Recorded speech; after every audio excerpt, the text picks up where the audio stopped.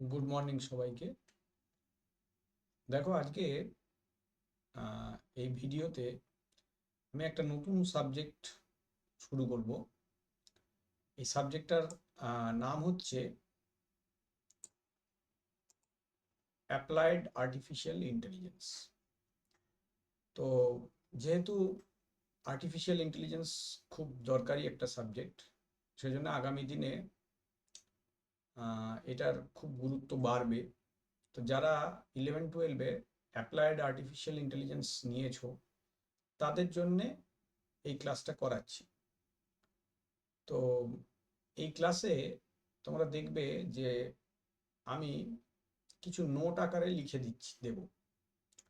তো সেটা তোমাদের এই সাবজেক্টের জন্যে অত্যন্ত দরকারি।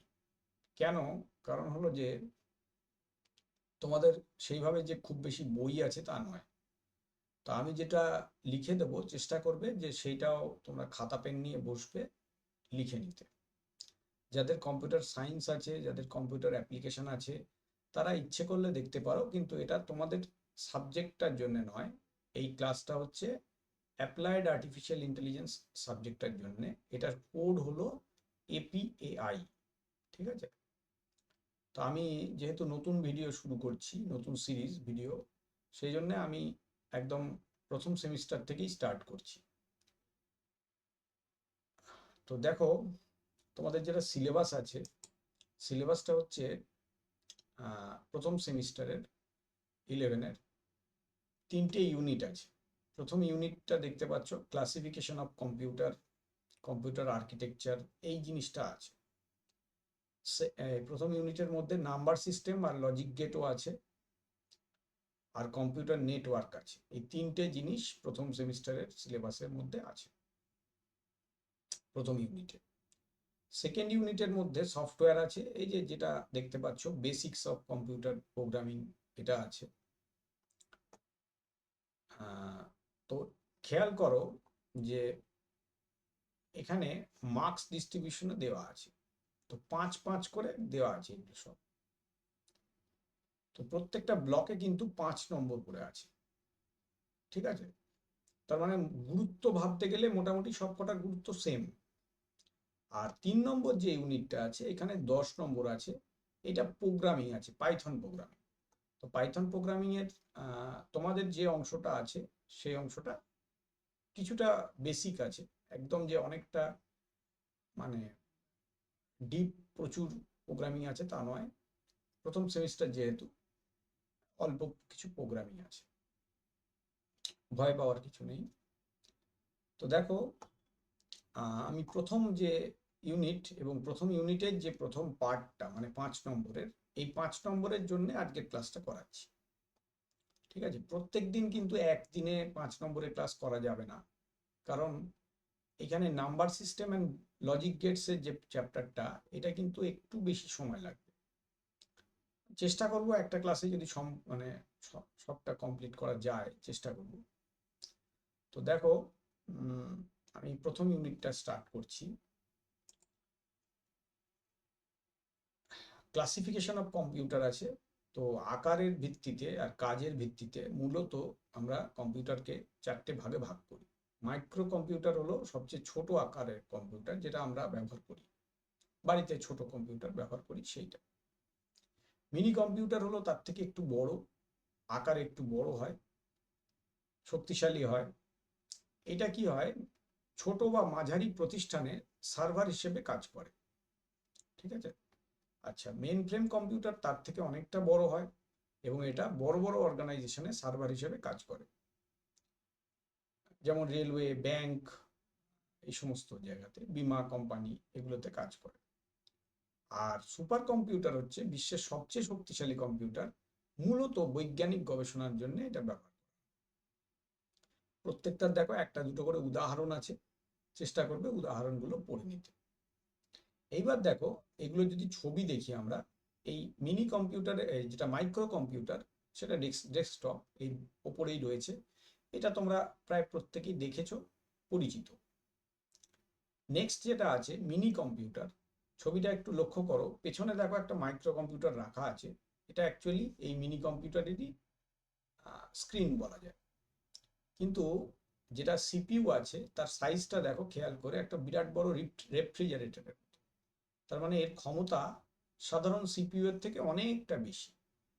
ঠিক আছে, তো এটা হলো ওই যেটা বললাম একটু আগে, মাঝারি আকারের মানে ছোট বা মাঝারি যে অর্গানাইজেশন আছে সেখানে সার্ভারের কাজ করে। এরপর আসছি আমরা mainframe computer. Mainframe computer কিন্তু বিশাল আকারের, এবং দেখো একটা কম্পিউটার কত বড়, একটা ঘর নিয়ে তৈরি, বিশাল একটা কি দুটো ঘর আছে। এর সিপিইউ থাকে আর হার্ড ডিস্ক থাকে, প্রচুর ডেটা স্টোর করে, সেই জন্যে আকার বড় হয়। আর সুপার কম্পিউটারের আকারও মেন ফ্রেম কম্পিউটারের মতনই বড় হয়, ইনফ্যাক্ট এর থেকেও একটু বড় ভাবা যেতে পারে, অনেক বড়। তো দেখো এই নিচের দুটো কম্পিউটারই কিন্তু বিশাল বড় বড় ঘরের মধ্যে থাকে, সাধারণত শীততাপ নিয়ন্ত্রিত ঘরে থাকে, মানে এসিতে। আর অনেক ক্ষেত্রেই এগুলো সিকিউরিটির জন্য মাটির নিচেও এগুলোকে রাখা হয়, যেহেতু খুব কনফিডেন্সিয়াল ডেটা টেটা থাকে সেই জন্য। আচ্ছা, এরপর আসছি কম্পিউটার আর্কিটেকচারের অংশটা।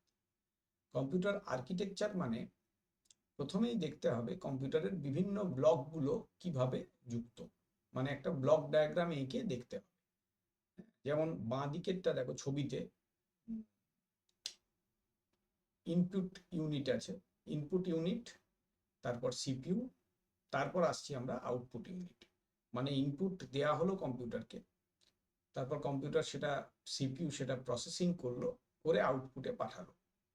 এর মাঝে আরেকটা অক্সিলারি ইউনিট রয়েছে, মেমোরি ইউনিট, যেটা সিপিইউকে কাজ করার জন্য হেল্প করে। এবং দেখো সিস্টেম বাস লেখা আছে, সিস্টেম বাস মানে, বাসের অর্থ হচ্ছে তার।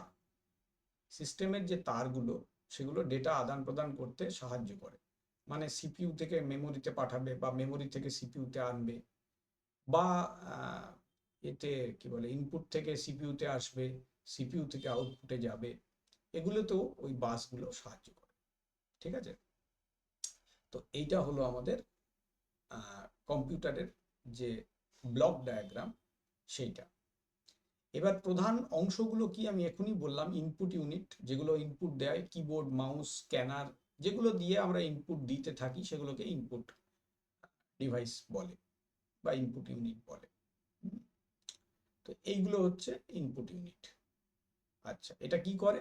ইউজার যে ইউজারের কাছ থেকে তথ্য নেয়।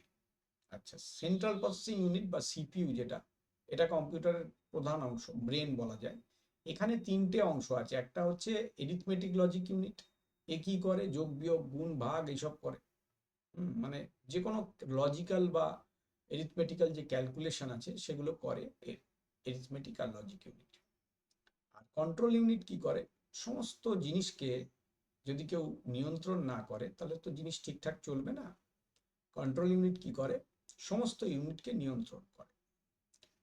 আর কি আছে? রেজিস্টার আছে। রেজিস্টারের অর্থ হচ্ছে একটা মানে সাময়িক ডেটা স্টোর করার মেমোরি, যেটা খুব ফাস্ট কাজ করে। ঠিক আছে, এছাড়া মেমোরি ইউনিট একটা থাকে। কেন মেমোরি ইউনিট থাকে? কারণ শুধু তো রেজিস্টার খুব সামান্য ডেটা রাখতে পারে, রেজিস্টারের পক্ষে তো সব কাজটা সম্ভব নয়। সেই জন্য মেমোরি ইউনিট থাকে, যেখানে প্রাইমারি মেমোরি হলো প্রধান। এবং এই প্রাইমারি মেমোরির মধ্যে র্যাম, যেটা র্যামটা হচ্ছে কি, কারেন্ট যতক্ষণ থাকে ততক্ষণ ওর মধ্যে স্টোর থাকে, যেই কারেন্ট চলে যায় মুছে যায়। ঠিক আছে, আর কি বলে, রম কিন্তু পার্মানেন্ট মেমোরি, যদিও প্রাইমারি, কিন্তু ওটার মধ্যে কারেন্ট চলে গেলেও ডেটা স্টোর হয়ে থেকে যায়। রিড অনলি বলা হচ্ছে, তার মানে ডেটা ম্যানুফ্যাকচার লিখে দেবে, ম্যানুফ্যাকচারার, সেটা থেকে যাবে। ঠিক আছে, তো এই হলো আমাদের মেমোরি ইউনিট।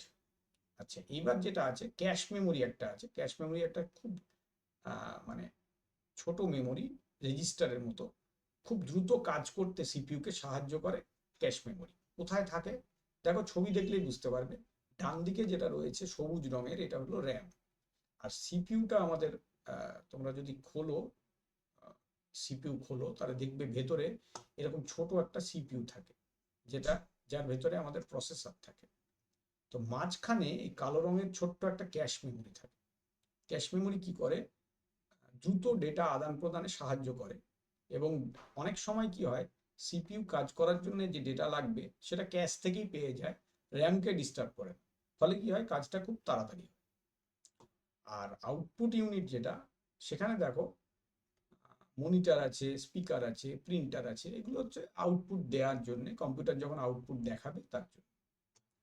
আর বাসের কথা তো আমি বললাম, বাস মানে হলো তার, যেগুলো ডেটা আদান প্রদান করে। তিন ধরনের বাস, সিস্টেম বাস আছে: ডেটা, অ্যাড্রেস আর কন্ট্রোল।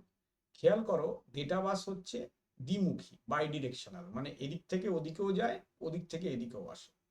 অ্যাড্রেস বাস কিন্তু দুদিকে যায় না, যে কোনো একদিকে কাজ করে। দরকার হলে আমি দুটো অ্যাড্রেস বাস লাগাবো, সেও ভালো, কিন্তু একটা বাস একদিকেই ডেটা নিয়ে যাবে, মানে অ্যাড্রেস নিয়ে যাবে যখন, তখন একমুখী যাবে। আবার কন্ট্রোল বাস যেটা আছে, সেটাও হচ্ছে একটা বাই ডিরেকশনাল বাস, এটাও কিন্তু ডেটা আদান প্রদান দুটোই করতে পারে। ঠিক আছে, এই দেখো, এটা হচ্ছে বাসের যে ছবিটা সেইটা, মানে সিপিইউ থেকে ডেটা বাস। খেয়াল করো, ডেটা বাস আর কন্ট্রোল বাসের অ্যারোটা দুদিকেই মুখ আছে, তার মানে বাই ডিরেকশনাল। আর অ্যাড্রেস বাসটা শুধুমাত্র একদিকে যাচ্ছে, মানে সিপিইউ থেকে হয় ইনপুট ইউনিট বা আউটপুট ইউনিট এইদিকে যাচ্ছে। ঠিক আছে, তো এইভাবে আমাদের সিস্টেম বাসগুলো কাজ করে। যেহেতু তোমাদের ডেটা ফ্লো ডায়াগ্রাম দরকার, সেজন্য এই ছবিটা তোমাদের লাগবে, সেই জন্য এটা দেওয়া হচ্ছে। আর ডেটা ফ্লো কিভাবে হয়? এইভাবে হয়, মানে ইনপুট থেকে সিপিইউতে এলো, সিপিইউ থেকে মেমোরিতে গেল, মেমোরি থেকে আউটপুট ডিভাইসে চলে গেল, এইভাবে সিপিইউ যাওয়া আসা করে। এই ছবিটা তো মানে ফিজিক্যাল ছবি, যেরকম দেখতে পাই আমরা সেইগুলো।